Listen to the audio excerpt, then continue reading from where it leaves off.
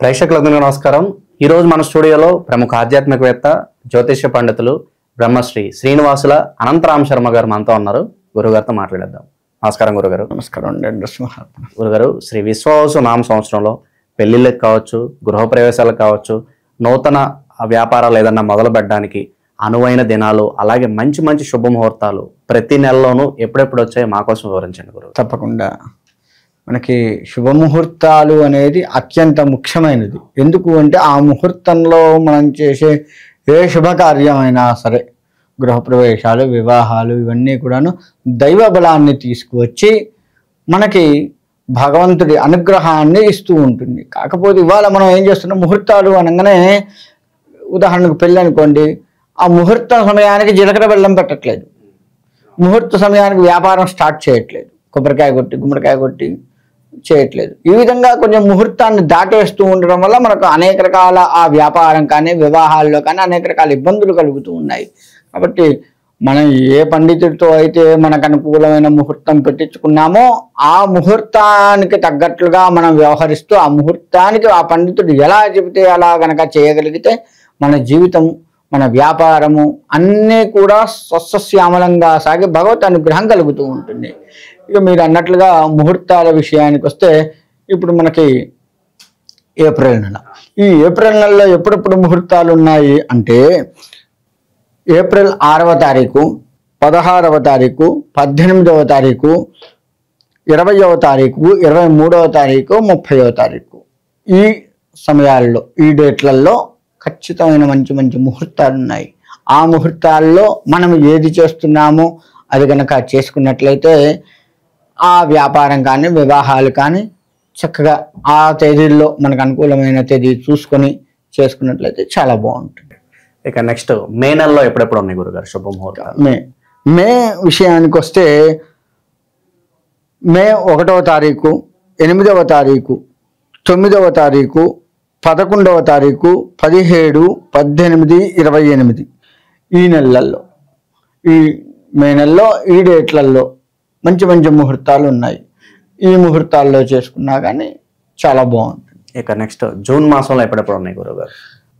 June నెలలో వచ్చేస్తే June 1వ తారీఖు, 2వ తారీఖు, 5వ తారీఖు, 6వ తారీఖు, 8వ తారీఖు ఇంతవరకు మాత్రమే ముహూర్తాలు ఉన్నాయి. ఈ తేదీలలో కనుక మనకి ఏ ముహూర్తం అవసరమో, ఏ పనికి మనకి అనుకూలమైన సమయం చూసుకొని కనుక చేసుకున్నట్లయితే మంచి మంచి ఫలితాలు వస్తూ ఉంటాయి. ఇక జూలై మాసంలో మంచి ముహూర్తాలు ఎప్పుడెప్పుడు ఉన్నాయి గురుగారు? జూలైలో మనకు వచ్చేసి 16, 30 ఈ 2 డేట్లు మాత్రమే ఉన్నాయి. జూలైలో చేసుకోవాలి అనుకున్నటువంటి వారు ఎవరైతే ఉన్నారో కేవలం 2 డేట్లు 16, 30 2 డేట్లే ఉన్నాయి. కాబట్టి ఆ 2 డేట్లలోనే మనకు అనుకూలమైన ముహూర్తం చూసుకొని కనుక చేసుకోవాలి. అప్పుడు మాత్రమే ఉంది. అధికమైనటువంటి ముహూర్తాలు ఇప్పటి వరకు మనం చెప్పుకున్నాయి 4-5 ముహూర్తాలు ఉన్నాయి డేట్లలో, కానీ ఇక్కడ మాత్రం తక్కువ ఉన్నాయి, 2 ఉన్నాయి. కాబట్టి దాన్ని చూసుకొని చేసుకోవడం మంచిది. ఓకే. ఇక ఆగస్టు మాసంకి వచ్చేసరికి ఎప్పుడెప్పుడు మంచి ముహూర్తాలు ఉన్నాయి గురుగారు? ఆగస్టు విషయానికి వస్తే 1వ తారీఖు, 4వ తారీఖు, 7వ తారీఖు, 8వ తారీఖు, 9వ తారీఖు, 10వ తారీఖు, 13వ తారీఖు, 14వ తారీఖు, మళ్ళీ 17వ తారీఖు ఇట్లా వరుసగా ఉన్నాయి ముహూర్తాలు ఆగస్టులోనే మనకు శ్రావణ మాసం కూడా వస్తూ ఉంటుంది. శ్రావణ మాసంలో లక్ష్మీప్రదంగా ఉంటుంది. శ్రావణ గౌరీ వ్రతాలు ఇటువంటివన్నీ కూడాను శ్రావణ మంగళ గౌరీ వ్రతాలు ఆడపిల్లలు చేసుకోవటము ఇలా చేస్తూ ఉంటాం మనకి. కాబట్టి ఆ ముహూర్తాల్లో చేసుకొని అమ్మవారిని కనుక ఆరాధించినట్లయితే అమ్మవారి అనుగ్రహం కూడా, ఆ నూతన దంపతులు వివాహం కనుక చేసుకున్నట్లయితే ఆ దంపతులకి అమ్మవారి అనుగ్రహం కూడా కలిగి చక్కగా వారి దాంపత్యం బాగుంటుంది. ఇతర వ్యాపారాల వాళ్ళకు కూడా లక్ష్మీప్రదంగా చెప్పబడుతూ ఉంది. కాబట్టి ఆ ముహూర్తాలు, ఆ నెల శ్రావణ మాసం లక్ష్మీప్రదంగా చెప్పబడుతూ ఉంటుంది. కాబట్టి ఆ సమయంలో కనుక వ్యాపారాలు ప్రారంభించిన ఏది చేసుకున్న ముహూర్తాల్లో చక్కగా ఉంటుంది. ఇక సెప్టెంబర్ మాసంలో ఎప్పుడెప్పుడు మంచి ముహూర్తాలు ఉన్నాయి గురుగారు?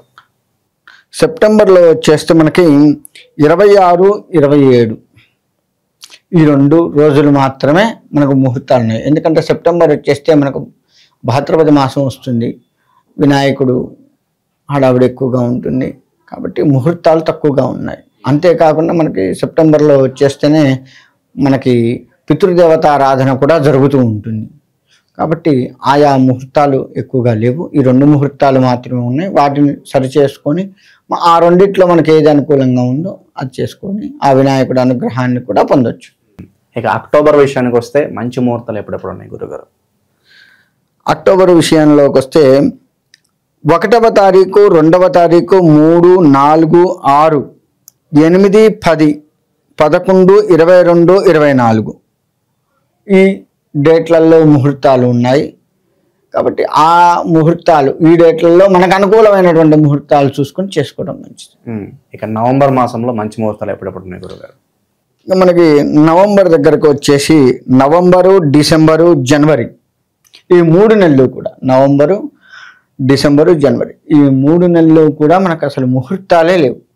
కాబట్టి ఎవరైనా వివాహం కానీ, ఇతర వ్యాపారాలు కానీ, గృహప్రవేశాలు కానీ ఇటువంటివి చేసుకోవాలి అన్నప్పుడు ఈ 3 నెలల తర్వాత కానీ 3 నెలల లోపు కానీ చేసుకోవడం మంచిది. ఎందుకంటే ఆ 3 నెలల్లో చేసుకోవచ్చులే, అప్పటికల్లా మన ఇల్లు అయిపోతుంది అని అనుకునే గృహప్రవేశం చేసుకునే వాళ్ళు కానీ, లేదు డబ్బులు వస్తాయి అప్పుడు డబ్బులు అడ్జస్ట్ అయితే కదా అప్పుడు చేసుకుందానిలే తొందర ఏముంది అనుకునే వాళ్ళు ఆ ముహూర్తాలు లేవు కాబట్టి మనం చేసుకునే ఆస్కారం లేదు. కాబట్టి ఆ 3 నెలలు ముహూర్తాలు లేవు, అవి చూసుకొని ముందు చేసుకోవటమా లేకపోతే ఆ 3 నెలల తర్వాత మనం ప్లాన్ వేసుకొని మన యొక్క శుభకార్యాలు చేసుకోవటమా చేస్తే ఇంకా బాగుంటుంది. ఇక ఫిబ్రవరి మాసానికి వస్తే మంచి ముహూర్తాలు ఎప్పుడెప్పుడు ఉన్నాయి గురుగారు?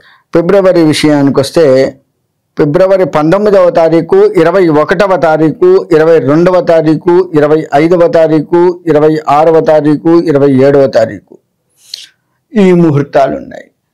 ఈ నెలలో కనుక ముహూర్తాలు చేసుకుంటే చాలా బాగుంటుంది. ఎందుకంటే అంతకుముందు మనకు ముహూర్తాలు లేకుండా ఉన్నాయి కాబట్టి ఈసారి కూడా మనకు తక్కువ ముహూర్తాలే చూపిస్తున్నాయి కాబట్టి వీటిని బేస్ చేసుకొని చూసుకోవాలి. మార్చి విషయానికి వస్తే మంచి ముహూర్తాలు ఎప్పుడెప్పుడు సూచిస్తున్నాయి గురుగారు? మనకి మార్చి నెలలో 4వ తారీఖు, 5వ తారీఖు, 7వ తారీఖు, 8వ తారీఖు, 11వ తారీఖు ఉన్నాయి.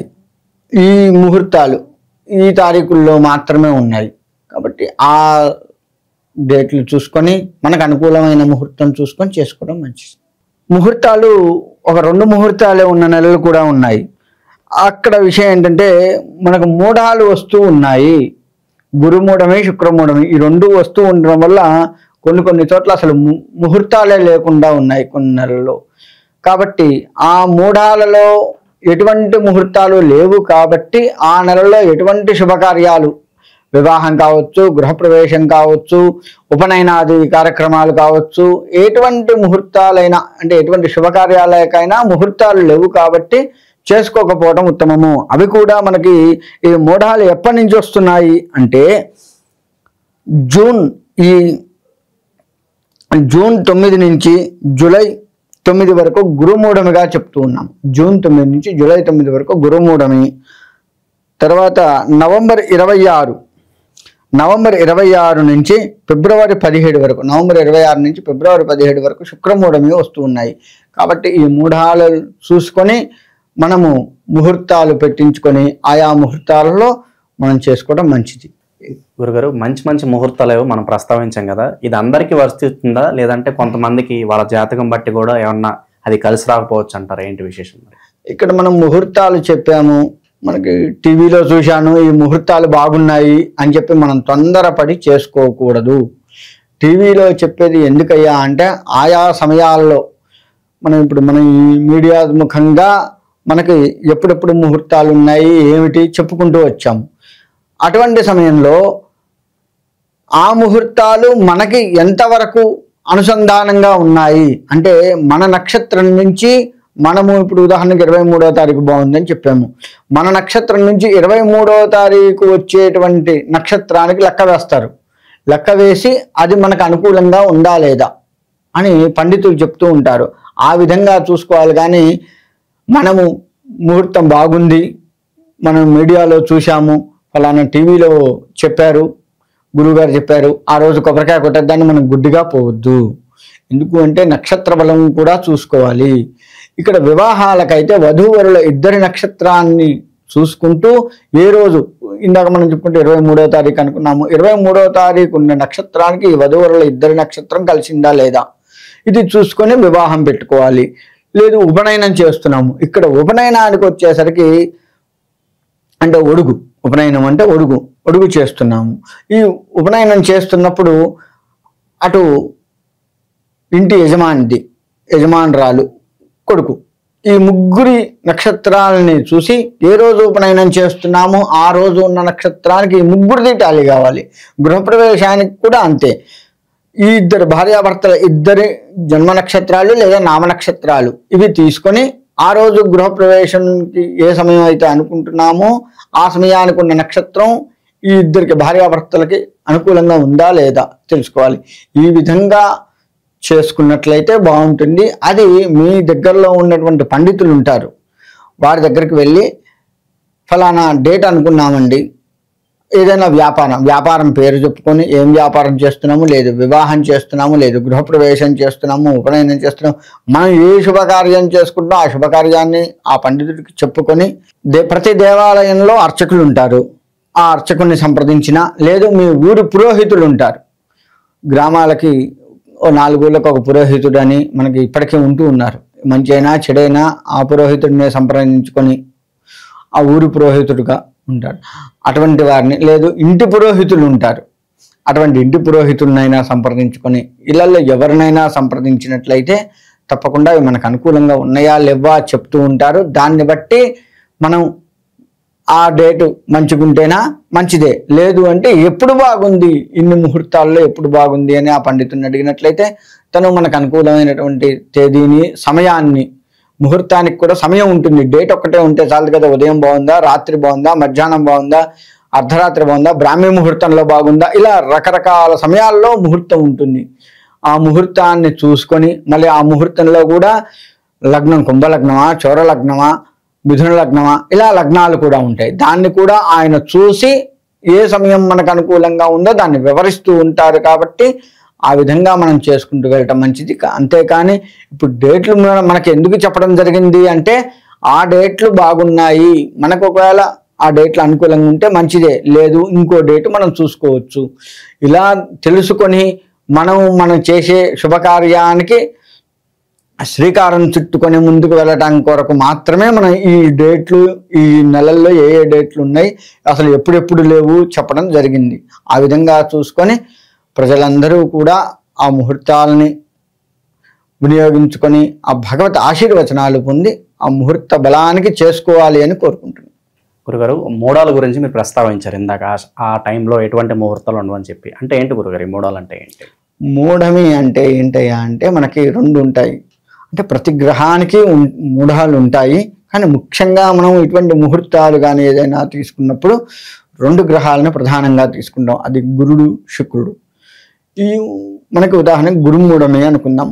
ఆ గురుగ్రహము సూర్యుడికి అత్యంత దగ్గరగా వస్తూ ఉంటుంది, లేదు శుక్రమూఢమి అంటే ఆ శుక్రగ్రహం అత్యంత దగ్గరగా వస్తుంది.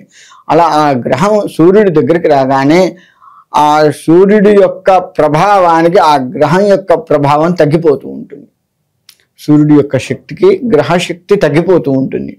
తగ్గిపోయినప్పుడు ఆ శక్తి లేనటువంటి ముహూర్తాన్ని మనం బేస్ చేసుకొని చేస్తే ఎటువంటి ఫలితం ఉండదు.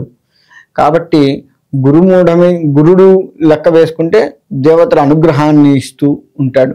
శుక్రుడు లెక్క వేసుకుంటే వివాహం చేస్తే భార్యాభర్తలు, వ్యాపారాలకైతే ప్రజాదరణ, ఇవన్నీ కూడా ఇస్తూ ఉంటాడు. కాబట్టి ఆ 2 గ్రహాలను మనం ప్రధానంగా తీసుకుంటూ ఉంటాము. ఆ 2 గ్రహాలు ఏది సూర్యుడికి దగ్గరగా వచ్చి తన ఉనికిని కోల్పోయిందో, తన శక్తిని తగ్గించుకుందో ఆ సమయాన్ని మూఢంగా లెక్క వేస్తాము. గురుమూఢమైతే గురుమూఢమి, శుక్రమూఢమైతే శుక్రమూఢమి. ఆ సమయాల్లో ముహూర్తాన్ని పెట్టకుండా, ఎందుకంటే ఆ గ్రహం యొక్క అనుగ్రహం కూడా మనకు కలగాలి కాబట్టి మనం ఆ ముహూర్తాలని పెట్టకుండా ఉంచుతాం. అది మూఢాలుగా చెప్తూ ఉంటాం. ఈ కొత్త సంవత్సరంలో మంచి ముహూర్తాలు, మంచి శుభదినాలు ఎప్పుడెప్పుడు వచ్చో చాలా బాగా ప్రస్తావించారు గురుగారు. ధన్యవాదాలు. నరసింహార్పణం.